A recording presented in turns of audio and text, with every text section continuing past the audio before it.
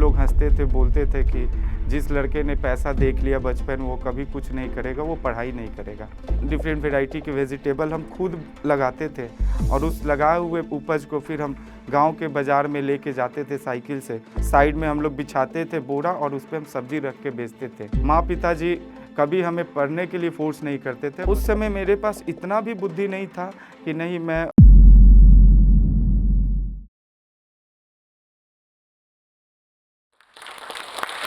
नमस्कार दोस्तों, मैं Arjun Kumar, CEO and founder Shantilal foods ventures private limited.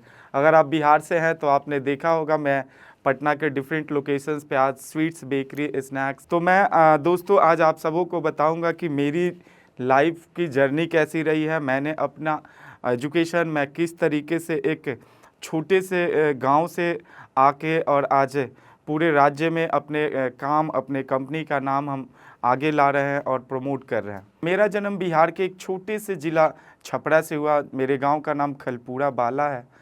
हम लोग 2 भाई 3 बहनें हैं और मेरे पिताजी रेलवे में ग्रुप डी में थे। माताजी बताती थी कि जब पिताजी ने ज्वाइन किया था तो उनकी सैलरी ओनली 75 रुपये था। घर की आर्थिक स्थिति बहुत ही ख़राब थी। मुझे याद है कि मैं जब तक होश में था तब तक मेरी माताजी ने कभी हाफ पैंट खरीद के नहीं लाया था। हमेशा पिताजी चूँकि ग्रुप डी में थे तो रेलवे में खाकी का कपड़ा मिलता था, उसी खाकी के कपड़े को माँ पैंट सिल के देती थी जिसे हम पहनते थे और अपना काम चलाते थे। हमारी घर की आर्थिक स्थिति इतनी ख़राब थी कि मुझे याद है कि हम गांव के हमारा थोड़ा बहुत खेत था, उस खेत में हम लोग मकई, आलू, नेनुआ और बहुत डिफरेंट वैरायटी के वेजिटेबल हम खुद लगाते थे और उस लगाए हुए उपज को फिर हम गांव के बाज़ार में लेके जाते थे साइकिल से। और गांव के बाज़ार में आप छोटा वो साइड में हम लोग बिछाते थे बोरा और उस पे हम सब्जी रख के बेचते थे। वहाँ से हमारा ज़िंदगी का स्टार्ट हुआ है। जब हम ये काम करते थे तो गांव के लोग हंसते थे, बोलते थे कि जिस लड़के ने पैसा देख लिया बचपन वो कभी कुछ नहीं करेगा, वो पढ़ाई नहीं करेगा। बट हमारा अपना पर्सनल रुचि पढ़ाई में काफ़ी था। माँ पिताजी कभी हमें पढ़ने के लिए फोर्स नहीं करते थे, बल्कि हमारे माता पिताजी ये बोलते थे कि तुम कम पढ़ो नहीं तो पागल हो जाओगे। मेरी प्रारंभिक शिक्षा गांव में 5th क्लास तक हुई। 5th के बाद हुआ कि थोड़ा सा और अच्छा एजुकेशन चाहिए तो मेरा स्कूलिंग छपरा के विद्या विकास शिशु विद्यालय में एडमिशन हुआ, जहाँ पे मुझे याद है 110 रुपये का फ़ी था। और वहाँ पे हम अपना प्रारंभिक शिक्षा 6 के बाद वाला एजुकेशन हम स्टार्ट किए। चूँकि फैमिली में कोई ऐसा नहीं था जो मुझे ये बताए कि तुम्हें करना क्या है।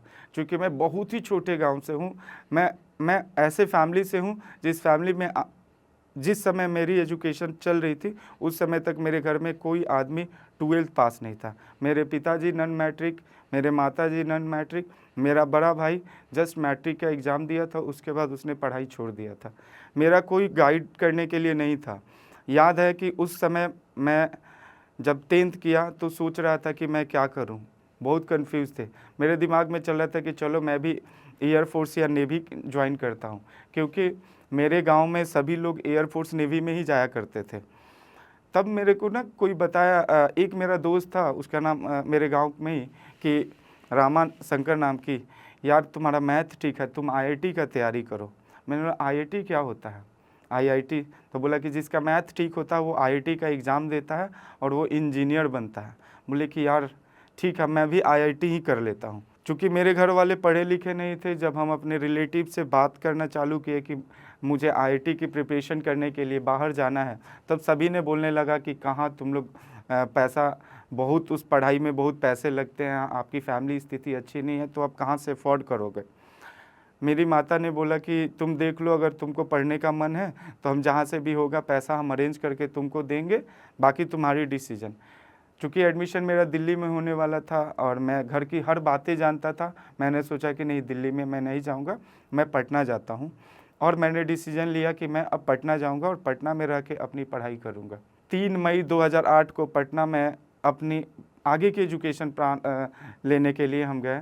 उस समय मेरी माताजी ने, मुझे याद है कि एक छोटा सा सिलेंडर, चावल, आटा और हमारे सोने के लिए एक साड़ी से बना हुआ गद्दा वो हमें दी और मैं 3 मई 2008 को अकेले हम पटना के लिए रवाना हुए। जब मैं पटना गया, पटना जाने के बाद मुझे खाना नहीं आता था बनाने और पैसे हमारे पास बहुत लिमिटेड था।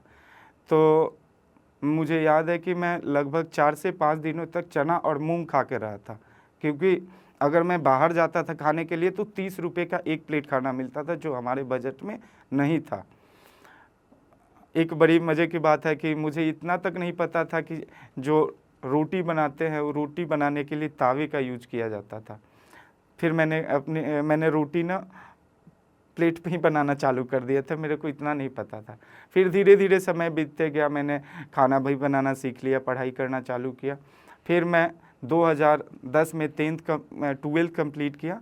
12th कंप्लीट करने के बाद हुआ कि अब मेरे को AIEEE का, उस समय AIEEE बोला जाता था, AIEEE का एग्ज़ाम दिया और उसमें मेरा रैंक अच्छा नहीं आया। तो फिर हुआ कि चलो 1 साल और ड्रॉप करते हैं, और फिर मैंने 2011 में फिर से AIEEE का एग्ज़ाम दिया और अच्छा रैंक लाया। अच्छा रैंक लाने के बाद मेरा admission Galgotia college of engineering में इलेक्ट्रिकल में हुआ। पढ़ाई चालू होने के बाद था कि भाई मेरे पास भी कुछ पैसे हो, चूँकि सारे दोस्त कभी अंसल प्लाजा मॉल जाते थे, मूवी जाते थे, सभी खर्चे करते थे, बट मेरे पास पैसे की इश्यूज़ था। मैंने सोचा कि कुछ ऐसा काम करे जिससे मेरे को भी पैसा आए। उसी बीच में बिहार सरकार की तरफ से स्कॉलरशिप भी मेरे पास आ चुका था 76,000 रुपीज़ का। वो 76,000 रुपीज़ हमारे लिए एक कैपिटल के तौर पे आया, और मैंने सोचा कि काम करते हैं, कुछ काम धंधा प्लान करते हैं। मैं इंजीनियरिंग 2011 से 12 मेरा फर्स्ट ईयर कंप्लीट हुआ। जैसे ही एजुकेशन फर्स्ट ईयर कंप्लीट होने के बाद मैं घर के लिए, मतलब एक छुट्टियां जब हुई फर्स्ट ईयर कंप्लीट होने के बाद, तो मैं पटना गया। मैं सोच रहा था कि कुछ ऐसा होना चाहिए जिससे पैसा आए। जब मैं पटना गया, मैंने देखा कि खाना पीना का बिज़नेस सबसे बढ़िया है, सबसे कम पूंजी वाला। मेरे पास कुछ पैसे थे, मैं दिमाग लगाना चालू किया कि कुछ मेरे को स्टार्ट करना चाहिए। तो मैं हनुमान नगर में होटल खाना खजाना मेस एंड रेस्टोरेंट के नाम से पहला मैंने मेस डालने का निर्णय लिया कि मेरे को अब मेस का धंधा चालू करना है। बट उसको स्टार्ट करने के लिए पैसा नहीं थे। दिमाग में तो आ गया कि खाना का बिज़नेस है, कम पूंजी लगाओ और ज़्यादा पैसे कमाओ। चूँकि फूड इंडस्ट्री है, मार्जिन काफ़ी ज़्यादा है। तो छुट्टी मेरी 1 महीना की थी। मैं आंध्रा बैंक ऑफ इंडिया उस समय होता था, मैं उनके पास गया। मैंने बताया कि हनुमान नगर में सर एक मैं छोटा-सा मेस चालू करना चाहता हूँ। उस समय एक वहाँ पे बैंक मैनेजर थे, उन्होंने बोला कि ठीक है बाबू, हो जाएगा लोन, तुम आओ। फिर मैं क्या किया कि मैं डेली जाता था और डेली मैनेजर साहब हमको बोलते थे कि बाबू तुम कल आओ, तुम्हारा लोन हो जाएगा। फिर मैं कल जाता था और ऐसे चलते रहा, और ये चलते चलते लगभग मैं 60 दिनों तक कंटिन्यू मैं जाता था और आता था। लेकिन 60 दिन के बाद उन्होंने मेरे को 5 लाख रुपए का मुद्रा लोन दिया, और मैंने अपना मेस का काम स्टार्ट किया, और मेस का काम बहुत अच्छा चलता था। फिर मेरा कॉलेज ओपन हो गया। मैं मंडे टू फ्राइडे कॉलेज करता था, और हर फ्राइडे को, चूँकि मेरे पिताजी रेलवे में थे, तो मेरे को पास फ्री में मिलता था। मैं ट्रेन में बैठता था और मैं कहीं पे भी वॉशरूम के पास किसी के सीट के साथ शेयरिंग कर लेना, खड़ा होकर आ जाना, जो जैसे हो। मुझे था कि मुझे पटना आना है, चूँकि मेरा काम है, मेरे को काम देखना है। मैं पटना आ जाता था और पटना आके अपने काम धंधा को देखते थे, और काम इस तरीके से मेरा अच्छा चलने लगा। मेरा मेस का बिज़नेस बड़ा चलने लगा। मेरे गांव के जितने भी मेरे पेरेंट्स थे, सभी लोगों को मैंने पटना बुला लिया कि अभी गांव में रहने की ज़रूरत नहीं है। मेरे 3 भतीजा भतीजी हो चुके थे। फिर मैंने पटना में किराए का घर लिया, और वहाँ पे मेरे पिताजी, मेरी माँ, भाई बहन सभी लोग रहने लगे। फिर था कि हाँ, जीवन में कुछ और करना है। फिर मेरी इंजीनियरिंग कंप्लीट होने वाली थी 2015 में। वो दिन याद है कि जब मेरा कॉलेज का फाइनल एग्ज़ाम का लास्ट पेपर बचा हुआ था, और उस दिन मुझे एक ऐसा काम मेरे को आ रहा था जिसमें कुछ पैसे आ रहे थे। वो उस समय मेरे पास इतना भी बुद्धि नहीं था कि नहीं मैं एग्ज़ाम दे दूँ और पैसा को बाद में ले लूँगा। मैंने एग्ज़ाम छोड़ दिया और जाके उस पैसे जिससे मेरे को कुछ अर्निंग होने वाला था, कुछ पैसे आने वाले थे, मैं जाके वो काम करा और उस एग्ज़ाम को छोड़ दिया। और आज तक मैंने अपनी इंजीनियरिंग के उस एग्ज़ाम को नहीं दिया, और मैं कह सकता हूँ कि मैं सिर्फ 12th पास हूँ, और मेरे पास सिर्फ 12th की डिग्री है, क्योंकि मेरे पास इंजीनियरिंग कॉलेज का सिर्फ 7 सेमेस्टर तक का ही डिग्री है। फिर ज़िंदगी में और कुछ आगे बढ़ना था। फिर मैंने नोएडा में हुआ कि चूँकि हम गलगोटिया से पढ़े थे, ग्रेटर नोएडा, नोएडा का काफ़ी अच्छा मेरे को नॉलेज था, तो हुआ कि हम चलो एक काम करते हैं, चाय का काम चालू करते हैं।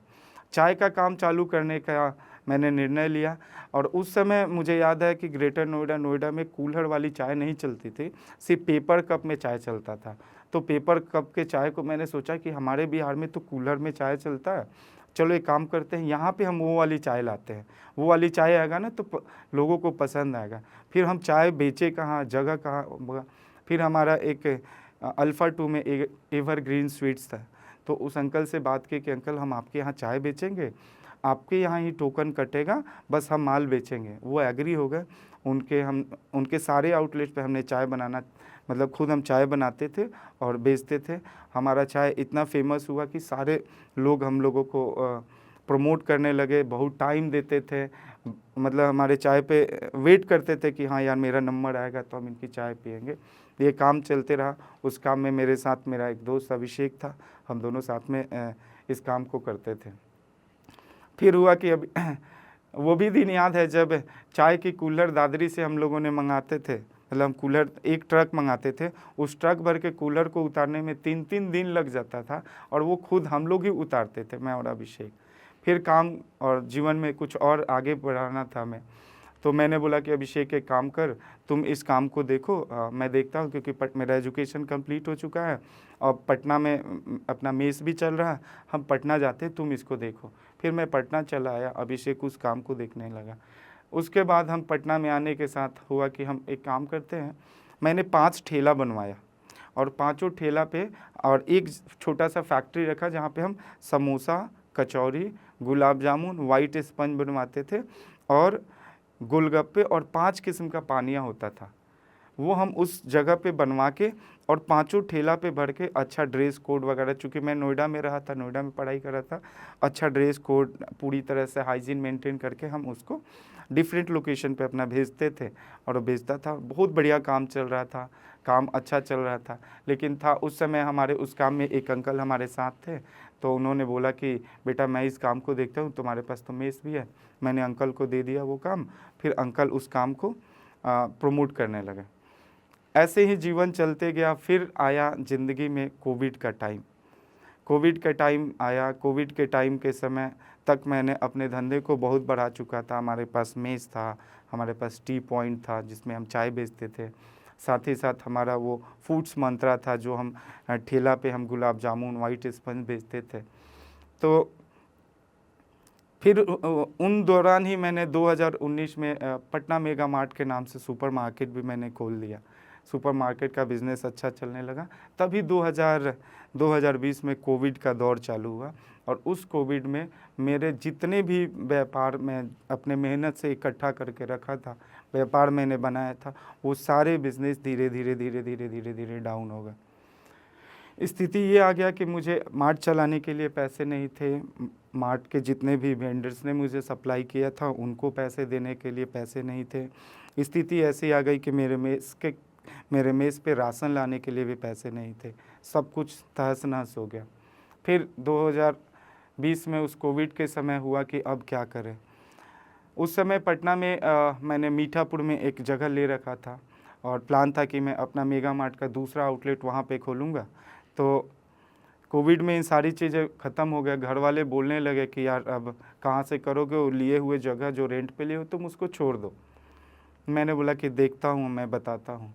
पैसे नहीं थे, सारा धंधा बंद, सारी चीज़ें कम्प्लीटली ख़त्म हो गया। इनफैक्ट हमारे ऊपर कर्ज भी हो गया लगभग 1 करोड़ के करीब। अब हम काम कैसे करें। फिर हुआ कि चलो ठीक है, बट मैंने कभी हिम्मत नहीं हारा। मुझे हमेशा मेरे पता नहीं मेरे को अंदर से हमेशा आया कि नहीं यार तुम कर सकते हो। फिर से मैं मेहनत करना चालू किया और मेरे दिमाग में आया कि एक काम करते हैं, हम फूड का काम जानते हैं, हमने मेस चलाया है, मैंने मिठाई रोड पे बेचा है, मैंने गोलगप्पे रोड पे बेचा है, मैंने सब्जी बेचा है, तो ये सारा काम खाने पीने का ही ओवरऑल मैंने कहीं ना कहीं किया है। तो एक काम करते हैं ना कि हम कुछ फिर से फूड में ही ट्राई करते हैं। और फिर मैंने बहुत सारी बड़ी कंपनियों, जैसे मैंने हल्दीराम्स को, बीकानेर वाले को, और भी हमारे स्टेट में कुछ कंपनियां हैं जिनको मैंने कांटेक्ट किया कि मुझे ना फ्रेंचाइजी चाहिए। जब मैंने उनको कांटेक्ट किया तो वो लोग बोलने लगे कि आप जिस लोकेशन पे फ्रेंचाइजी के लिए देख रहे हो ना बेटा, वो बहुत ही शहर का डेड एरिया, आपको वहाँ के लिए हम फ्रेंचाइजी नहीं देंगे। मैंने बोला कि चलो सर कोई बात नहीं, आप मत दो, लेकिन ये तो बता दो कि अगर देते हो तो कितना पैसा लेते हो। किसी ने बोले 4 करोड़, किसी ने बोले 3 करोड़, किसी ने बोले 2 करोड़। मेरे समझ में मैंने सोचा कि अरे यार इतने पैसे हमारे पास एक तो है नहीं, और अगर है भी तो इनको हम उनके ब्रांड पे क्यों दें। फिर मेरे दिमाग में आइडिया कि एक काम करते हैं, मैं अपना ब्रांड बनाता हूँ। और उसी समय मैंने स्टार्ट किया एक ब्रांड, जिस ब्रांड का नाम है शांतिलाल्स, जो आप देख रहे हैं।